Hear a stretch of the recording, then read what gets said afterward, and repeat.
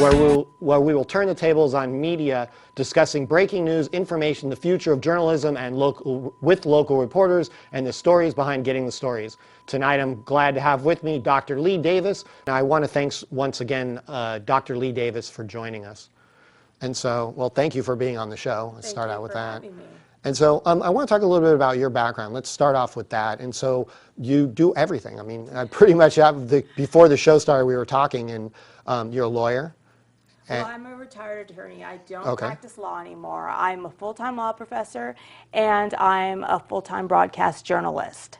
So I kind of was just doing broadcast journalism part-time, but it's become a full-time job. But I'm a full-time law professor mainly. I did practice law for almost 20 years. Oh, really? What type of law? Mainly entertainment and mainly in the music industry. Right, and then you're also a writer? And yes, I mean, I've always written. When I started being a professor, it was more like research writing and law review, but I'm also an anthropologist. I have a degree in anthropology, and I somewhat just begin being contacted by different shows and people wanting someone to talk about gender relations. So my most recent book, it's called Evil Things Women Do, and it's about relations between the two sexes, men and women, and a companion cookbook was being given away as a promo, but now the companion cookbook is going to be published separately, and it's somewhat just bringing women back to the traditions of not so much being a housewife, but I think if you manage your time, you can be a businesswoman and still make sure your house is taken care of and maybe cook a nice Sunday dinner for your family. Right. So yeah, when people talk about anthropology, most people think of the history of it, of sort of anthropology, archaeology. They get those two kind of mixed up, and people don't realize that anthropology is a lot about human interaction and what goes on today.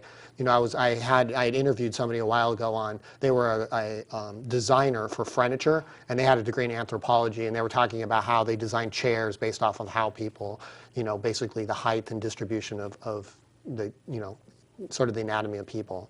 And so anthropology, I thought it's kind of interesting, but you know, definitely I brought you on the show because you also you're starting a magazine. You had one before, and now you're coming out with another magazine. No, I was the editor-in-chief of Malibu magazine years ago. It's been probably about 10 years.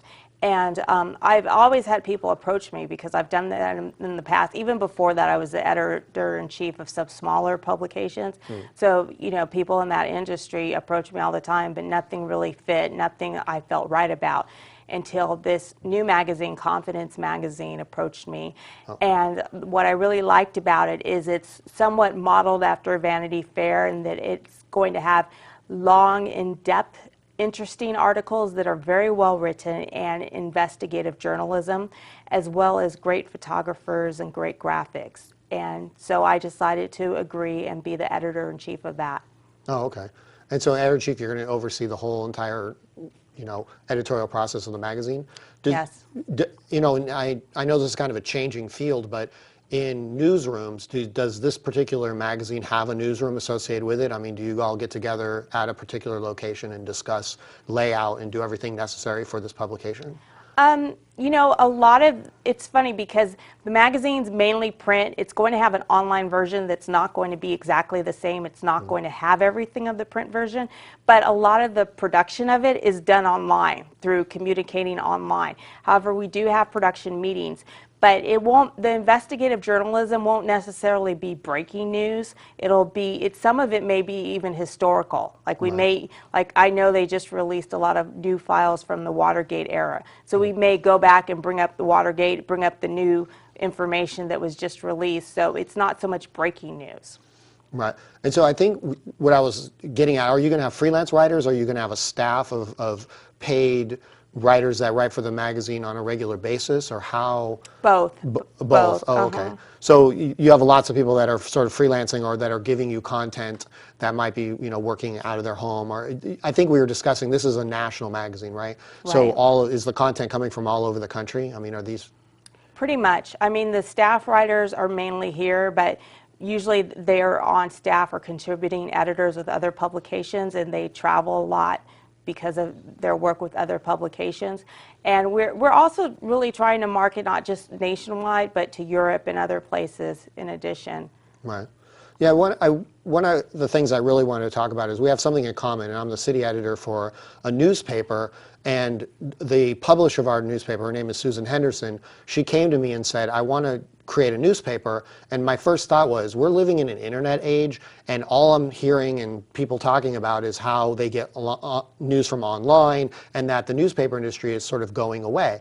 And so my first reaction to this is, this is kind of a, not necessarily a crazy idea, but you're definitely swimming upstream. What made you or the people behind the magazine decide, hey, let's put out a magazine in an era when we don't know what the future of print is going to be? Okay, well, actually, the magazine's not new. I'm okay. I'm new to it, Oh, okay, and I'm okay. making a lot of changes as the editor-in-chief. I myself am a traditionalist when it comes to gender relations, but I'm also a traditionalist in life. I think there's still a market for quality print.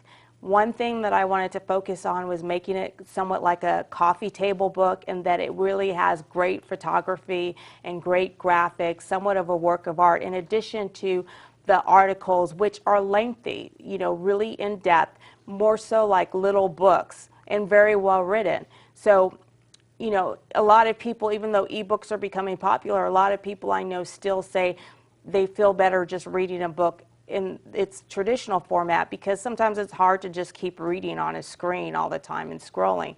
But I think mainly just the artwork and the format, I would hope, would bring the readers. It really wasn't my decision to go print. Again, the magazine was already going along. I just came on board. Yeah, if I misunderstood you when we were talking earlier, how long has the magazine been around? Let's start. I mean, I know you said you were new to it, so I kind of thought it was new in general. But how long? So how long has the magazine been around? I think about 7 years. That's still new. But they've had a couple of different owners. Right. So I think before that, I think like it's been maybe 17 years of the magazine, but there's been, this last owner was just 7 years. Right. I'm not really positive about that, but I mean, the format is completely changing now, so it's pretty much, other than ownership interest in the title, everything's pretty much going to be different, changing for the better. Right, and I think you said it's going to come out bi-monthly? It's bi-monthly, but there's 1 month that's like a vacation month, so it's actually 5 issues a year. I think it's September. Is it over 200 pages? How thick of a magazine is it?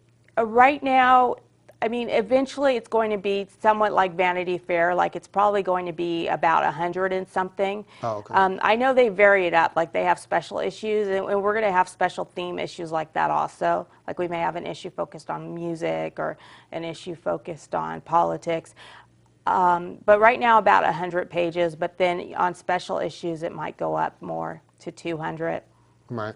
And so before we switch to TV, because I definitely want to talk to you about that, because being a broadcast journalist as well as you're on two ends of this sort of change in the whole landscape of media, based on a report that came about 2 weeks ago called The State of the Media for 2010, but the report came out in 2011. And it basically, this report, just a real quick gist of what it says that both television, especially cable and radio, are both on the upcline, and print, they're talking about newspapers, but magazine as well, is on the downswing. And so in the last year, newspapers, I think they said something like 30% of the staff are being laid off. And I mean, these doom and gloom stories about sort of newsrooms being gutted, we keep hearing this over and over again. And so, one of the questions that really in this report is how do you turn this around, or how, and they focus a lot on like advertising and sort of the money aspect of journalism, which I'm not, but I don't know, I'm a reporter, and so, the ads are just put in the paper and I see them and go, oh, okay, I have nothing really to do with the money end of the newspaper, although it interests me because if this is, let's say if I'm going to continue to have someplace to work, that has to operate somehow. And so you don't deal with advertising in the newspaper, in the magazine, or you do? I don't deal with it directly, but I deal with it because we have to keep afloat. Right. So I know definitely I've seen a change from 15 years ago when I was the editor-in-chief of Malibu magazine. It was a lot easier to get advertisers. everything from high-end advertisers to local advertisers. Now it's like, before we just kind of waited, and once your name was out there, they pretty much came to you. Now we really have to go to them and convince them of why they should be in a print publication. Have you, I mean, from an advertising standpoint, do you still see magazines high end? I mean, do you still get your classy cars, the jewelry, the, you know, perfumes and all that? I mean, is that still a market for magazines? Is it? Yes, in fact, I think that's where most of the advertising comes from, but those ads are a lot fewer. You know, usually if you get a lot of smaller businesses, you can generate a lot of revenue just from having, you know, 100 or so smaller businesses, but it seems like a lot of the smaller businesses are opting to just go online and advertise or maybe do direct mailings. So most of the revenue from a glossy publication, which is what I work with, is from higher end advertisers like the Louis Vuitton or the Chanel. But again, you know, it's like a lot more work to get those higher ends. So we really do miss having the small businesses. Right. Yeah, I was in this report. They talk a lot about sort of the distribution also of, if you look at like newsprint or let's say magazines versus radio and television, the other thing that sort of changed dramatically is the distribution method in which these different types of media are delivered. And you know, radio and television are both holding on to being either over the air or cable, in which they control their distribution. You know, if you turn on the radio in your car, the actual station is broadcasting up to the top of the mountain and then back down to you. Whereas in the print world, they used to be in control, where you'd send off something to the printer, it would get printed, put on trucks, and then delivered to wherever. Both magazines and newspaper, one of the things they have in common is we got kind of cut off from home delivery, from, you know, there are no more mail order, like magazine subscriptions are, forget about being down, they're pretty much gone. I mean, I'm not sure I know anybody that's subscribing to magazines on a regular basis anymore.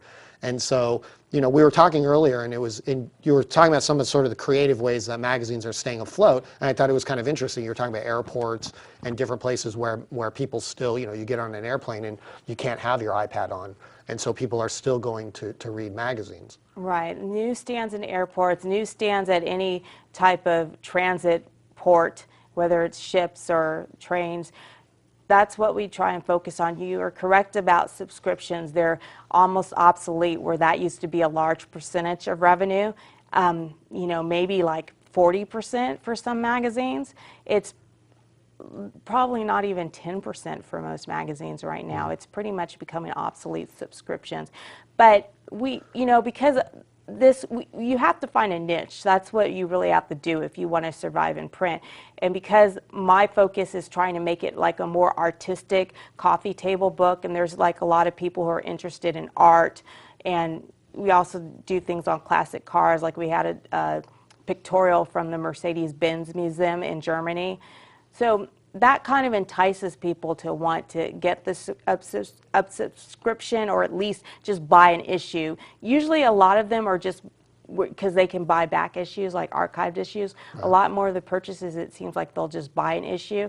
But eventually, you know, maybe they'll subscribe, but even if they're just buying one issue at a time, it's still better than nothing. So we try and give them something that they'd want to keep, like a pictorial of a great museum, or classic cars or artwork or something. Right.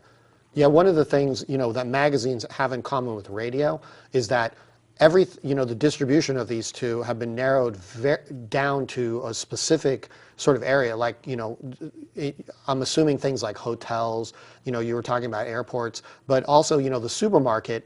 I mean, the only, you know, you go and at the checkout line is like the only place I ever see magazines anymore at all. And so you go there, and that's I mean, that has to be like really difficult to try and get into a supermarket and be at that checkout line where there's, you know, 50, maybe 25 magazines. I don't know how many there are there, but, you know, if that's it, you know, I mean, those are the only magazines that are going to survive. And I know that the other day I picked up Time magazine, and ooh, it was really thin, and it would just, the experience of picking up I thought, wow, they're really in trouble. And then they wanted $5.95 for it, and I immediately just put it back down. I flipped through it and I went, and then I thought about it, I thought, maybe what they're really doing is they're putting their magazine in stores as a promotion for their website. Because you see Time Magazine in the store and then you say, oh, I'll read that at home. And then you go on Time Magazine or wherever. And I'm sure that this is the same with other magazines. Now, radio has been narrowed right down to a car. Nobody's walking around with pocket radios anymore. You don't see any, radios just aren't a part of society unless you get into a car. And so it's been narrowed down to the automobile. And, one of the things that were talked about in this report is that's going away this year.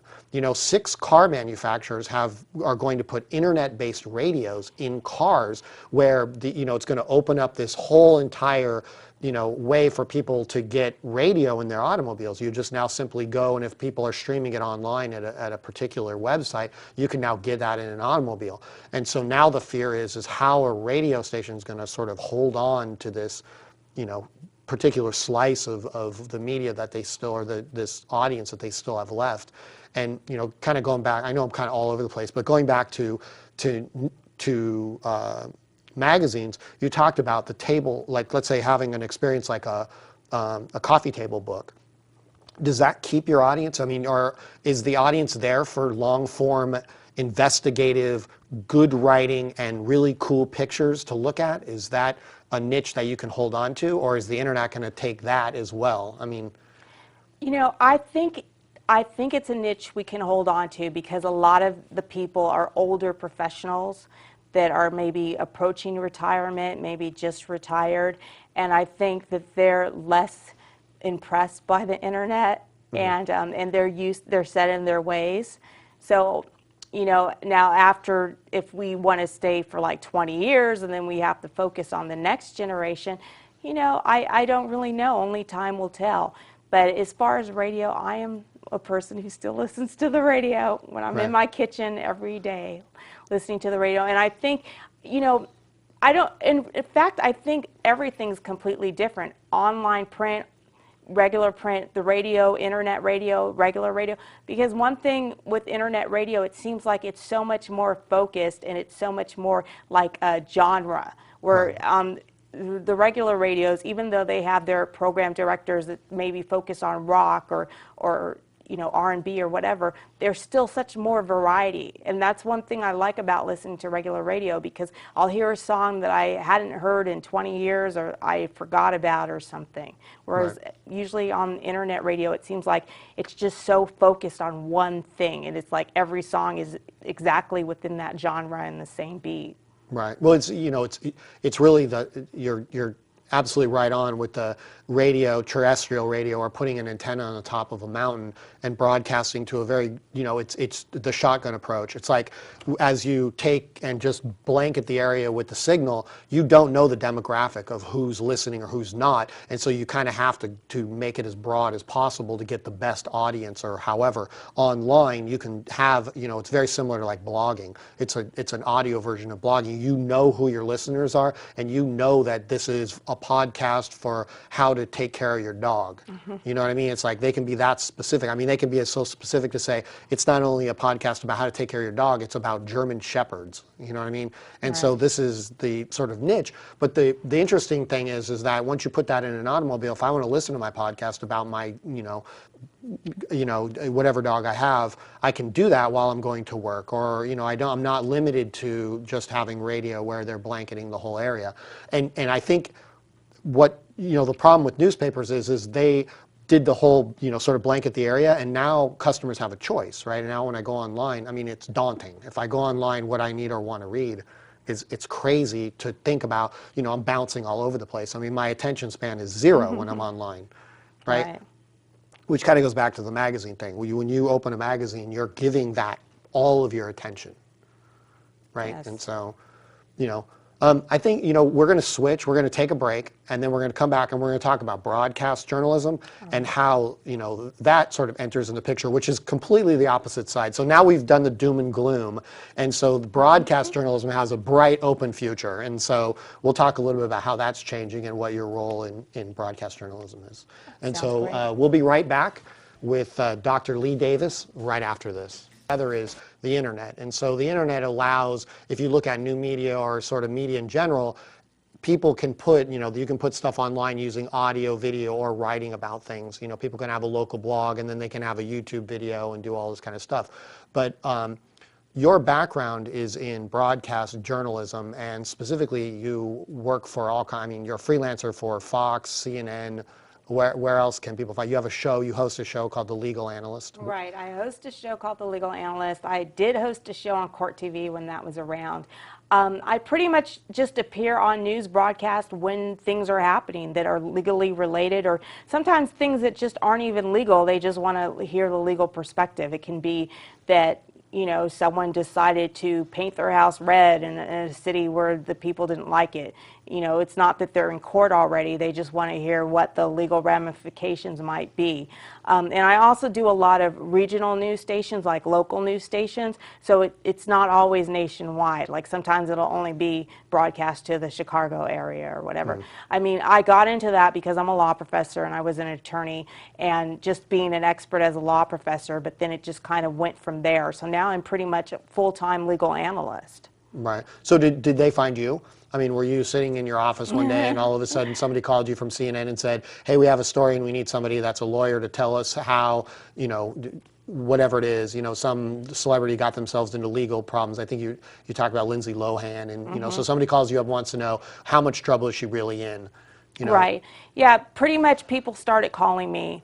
And I had been a child actor, so I'd been, and I did court TV, but pretty much a lot of people started calling me, and that's when I decided to really make it part of my repertoire and do it full time and get an agent and really get set up, as to how to negotiate deals. But, it really started with a documentary filmmaker called me, but, and then people would just call from there. So now it's like, I try and also tell people I'm not just a law professor. I am a broadcast journalist full time now. Right. And the show that you host is called The Legal Analyst. Correct. And is this what you do on that show? You talk about current news of events and sort of the legal aspect behind them, or is that correct? Correct. Okay. Usually when I go on news programs, like if I'm on NBC, and a lot of times when I'm doing local news, it's last minute. Like it'll be like Barry Bonds' trial just got out of court, and what just happened with the person who was on trial, like his mistress on trial. They'll call me about what just happened, breaking news. But the legal analyst is more about just anything that's current, anything that's hot topic. It's not so much technical. And honestly, I'm more of the technical, theoretical. I love the old Supreme Court cases, but I have other producers and they're like, this is entertainment, okay? So you're going to hear more about the Lindsay Lohan dilemma, the Charlie Sheen lawsuit, the Barry Bonds' anatomy shrinking, keeping it entertaining, keeping it fun. But, I'll do my other more serious things about the Supreme Court when I'm on other news shows. Right. How do you keep your show? I should say, is it the entertainment side of it, or do you keep the analysts sort of they get down and dirty and talk about the true cases and stuff like that? How technical do you get in legal speak? I guess I'll say that with your show. According to my co-producers, too technical. Oh, okay. Ideally, they want about 60% entertainment, somewhat like maybe the Entertainment Tonight, and 40% more of the legal aspect.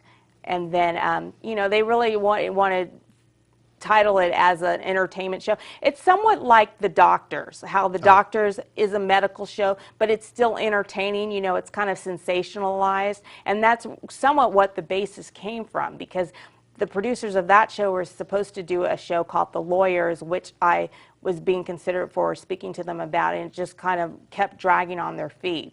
Right. So that it was kind of based on that concept, where you do get some real legal practical things, but it's an entertainment show. So how do you deal with, if you're writing for a magazine and really you have as much information as you want to put in that story, and you can be as in depth as you want, go to television where they tell you got 2 minutes and I'm being generous, they tell you got 2 minutes to say everything that's necessary and get it out to the public. How do you go from one extreme to the other where, Is that difficult or?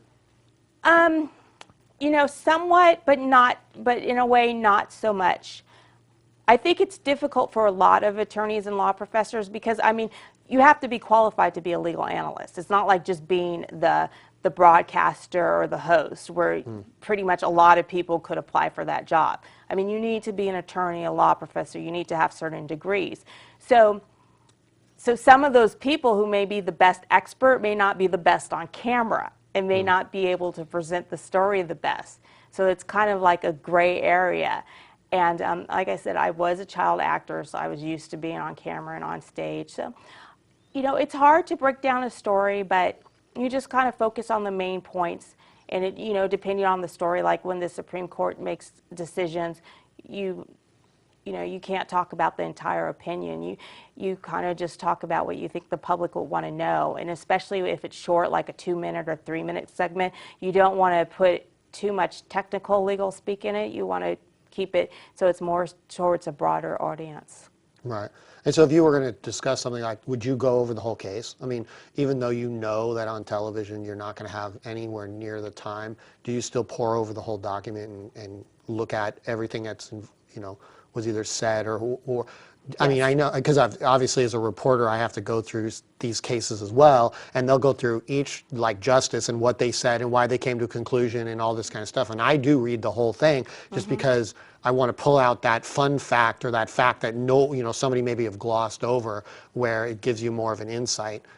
I do exactly the same thing. A lot of legal analysts don't, and that's why you shouldn't listen to them, because a lot of them go on TV and they say things that are completely wrong, not only legally wrong, they get the law wrong, but they also state facts that are wrong. I think it's your job as a legal analyst, if you're going to be hired to be on a news program or the local news, you need to go do your research. If you're talking about, for instance, the Charlie Sheen lawsuit, you need to pull the complaint and read what was filed in court. That's your job. And it's a pretty good paying job. So I really just don't give legal analysts any credit who don't do that. And a lot of them don't. And you can tell because they go on the show and they don't know what they're talking about. Or I saw someone on a show and he was saying, like, well, I guess the Lindsay Lohan video surveillance tape does this or does that.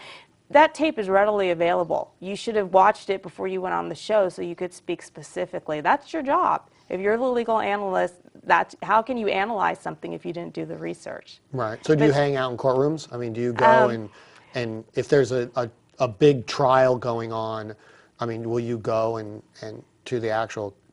It depends. Usually I only go if I'm already hired to go. Oh, okay. That's not really something I really like to do that much. Right. I mean, because it's a madhouse, it's circus when these big celebrity trials happen. But I will always pull the filings. Usually, there's ways you can have them sent to you immediately online. You can set up that with the court system. Right. So I will always look at that. So I'm always readily available to comment on what happened in court that day. Like I was speaking about Barry Bonds' case last week, and I was getting the information right from the transcripts and what was filed in court just an hour before. But I don't really, it's just a personal preference. I just don't really like to go sit in the courtroom. And you really don't need to, because everything's going to be in the transcript. It's going to be filed. A lot of the court proceedings are also on tape. State proceedings, a lot of the times, they are also on video. Right. Well, it was a while back, but I took a class in covering courts.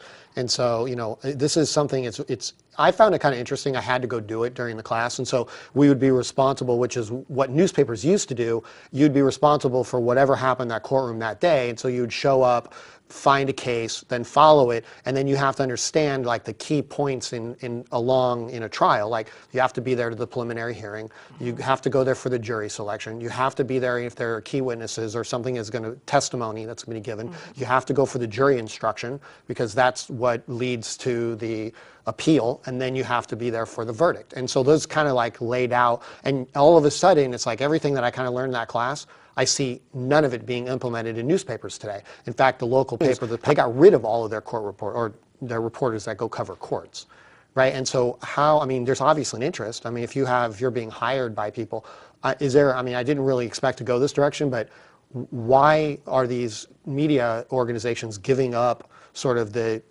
courts, covering courts?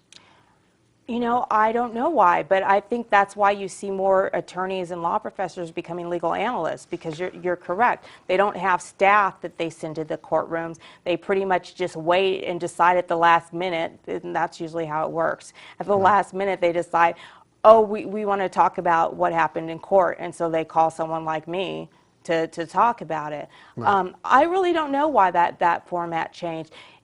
I think some of it may be for the better, in that we can, if you're, you know, a professional legal person, you can maybe dissect what's important and what the points are better than someone who may not have legal training. But then again, as I was saying before, a lot of people who may be experts in the law aren't really good at relaying information. They're not journalists. They're not used to being on camera. They, you know, they're long-winded. They can't break it down for TV, you know. Right. Well, let me ask, like, you know, some of the stories that come to mind, like celebrities are, I'm certain are like big, right? CNN or Fox or any of the MSNBC, do you do MSNBC too? Yes. So, okay. So any of these big network, you know, the 24-hour cable networks, they're going to do celebrities, but things come to mind like the Balloon Boy, the kid that, you know, it was a hoax and all this kind of stuff. Were you involved in any of that? Where like, it's kind of like a small town story, but yet interest was like, you know, through the roof. That story just was like, you know, I mean, it got its rounds, and everybody wanted to know how much legal trouble were these people in, you know, putting their kid in danger. And in the end of the day, everybody's surprised that like they're on probation and they, you know, they were fined maybe less than $1,000 or whatever the outcome of that became. Then people get shocked. They're like, you know, here's this big, huge news story. In the end, it fizzled away into kind of, you know, nothing. Do you see this? I mean, is this?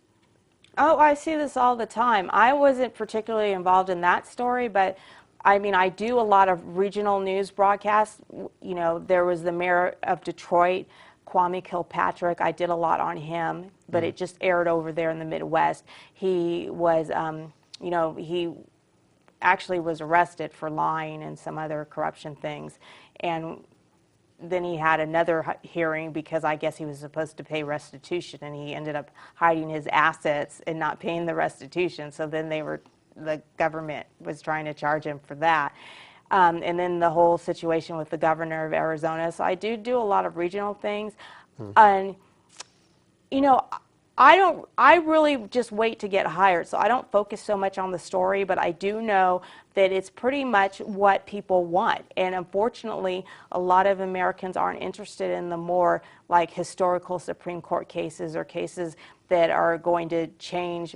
I mean, maybe like the gay marriage issue, but there's a lot of other cases going on with the environment, with politics, with whether the president has certain powers that people just aren't that interested in. And right now, like you said, there's so much different media, online, print, satellite radio, that the media wants to make money, even the local news, where before it was more about the story, the significance of the story. Now it's more about the money and then maybe the story, and the significance of the story is like really way down, way down low. Yeah, like I mean, a couple of stories I did with the Supreme Court was the JPL situation with the rebadging and the whatever, the 28 people or whatever it was that got together, and they fought that all the way to the Supreme Court, and then the Supreme Court actually ruled in favor of JPL that they could put security measures in place. And the idea was that if, you know, they were going to do this to JPL, that any employer around the country could also look into, you know, your privacy issues or whatever before they give you a job, or in classified areas. And that story, you know, like that one was pretty good. That one, like, you know, it got all over the place. How the selection process of news on a national level, like, you know, you're dealing with a magazine or dealing with CNN, is it whatever kind of gets in front of them, or I mean? You know what? The major players like CNN, NBC, MSNBC, Fox, they pretty much know everything that's going on. They have a large staff. They have researchers working 24/7. There's always people researching. So they pretty much know. It's not that it slips under the radar. again, it's just so much revenue driven. Plus, there's so much competition. They're always trying so hard to get all the viewers, and they're worried about their ratings and the advertising dollar and the money, that they just want to get the stories that they feel are going to be the most watched, even if they're stories that have little to no significance. We saw that with the Anna Nicole Smith death. You know, CNN just kept running this, and I mean, Saturday Night Live even did a parody of CNN reporting on the Anna Nicole Smith death, because it's not that significant, and it just went on and on and on for weeks. Why? Because they were getting all the people to watch, and it was driving the advertisers to come, and they could raise their advertising rate. So unfortunately, it's a lot about the revenue and the money. It kind of boggles my mind, because as a newspaper reporter, I'm used to just covering the city, right? I mean, if something happens, you know, the people that read it, they read it for the daily news on what's going on in their area. So on a national level, I don't really know how news is picked. It seemed daunting to me. Money. Money. So. And I mean, and it's timing, like you were saying, how you were surprised that there weren't more reports on the Supreme Court redeciding the Miranda rights. It can also be timing, because I know with, for example, back to the Anna Nicole Smith death, you know, I mean, Sidney Sheldon passed away around that time. There were other things going on back in the Middle East and Iraq, but it's like, they did not know about it. The news channels knew about it. They just made the decision that this Miss Nicole Smith, Anna Nicole Smith, was more revenue generating, and so they reported on that, and you just didn't hear about the other stories. Right. And so with that, we're going to go ahead and take a quick break, and then we'll come back, and I want to talk about sort of the new model. We talked about it in magazines. I want to talk about where cable specifically, where that's sort of headed, and talk about set-top boxes and how the internet's getting involved in that. I wanted to switch a little bit and start talking about the future of this medium and television. You know, we were at the beginning of the show, we talked about this state of media, and they were saying that both radio and television are kind of up on the upswing. The difference is that the cable news is not only going online, but we're now starting to see set-top boxes, which is basically like your cable box, but you connect it to the internet and you get content right off of wherever they're sending it. And CNN, I know specifically, is very involved in getting their content onto people's television by going around the cable companies. And so I'm wondering, like, I mean, I don't know what your experience in this is, but if you look at the stuff that went on in the Middle East, like in what was it, Libya and in Turkey, Syria. and where's that? Syria. Syria and other places like that, where there's sort of this uprising, everybody turned to Al Jazeera. And so all of a sudden, you know, CNN had to figure out what the heck to do, because they like totally lost their audience. They lost it to Al Jazeera TV and the BBC. And so now all of a sudden there's this huge push to say, okay, we need to kind of be live online, or we need to figure out a way to get on people's television sets that's not tied into cable, especially considering all the rights that go along with that are here in the United States. And when you have a national story breaking, how do we get that live onto the internet? The other thing that they did wrong was they started to focus the story on themselves, and they made a lot of people angry, especially Anderson Cooper 360, when he started getting himself in the middle of stories and saying, my, you know, reporter, my cameraman's gotten beat up, and I'm hiding out in a hotel room right now, and we can't, where these other networks were like right out in the thick of things, were not part of the story, and they were literally telling other people's story, which you're supposed to do as a reporter. That wasn't a question, it was, it was commentary, for lack of another word. But so where do you see, you know, cable television going in the future? I mean, is it? Well, you know, it's not so much what I agree with, but I think you're correct in that it's going to be where these big news channels like CNN are going to try and have a direct way to get to your TV and connect directly. Again, it's not so much what I agree with, but I think that's where it's going, because people want everything instantaneously. I think there's still a lot you can get instantaneously over the radio airwaves. You know, I'm just old-fashioned, I guess. I don't need 24/7 news. Right. And so, well, that is actually all the time we have for, and it went really, really quick. And so I really thank you for coming on, and hopefully you come on again and we can follow up from right where we left off, because that was kind of a harsh ending. I was going to ask you about the Huffington Post and what you thought of magazines and television kind of colliding together, because that's kind of what her website does. Right. This is Dr. Leigh-Davis. I want to thank you for watching. Please visit my website for more up-to-date information, www.Leigh-Davis.com. Remember, Leigh-Davis is hyphenated. That's drleigh-davis.com, DRLEIGH-DAVIS.com.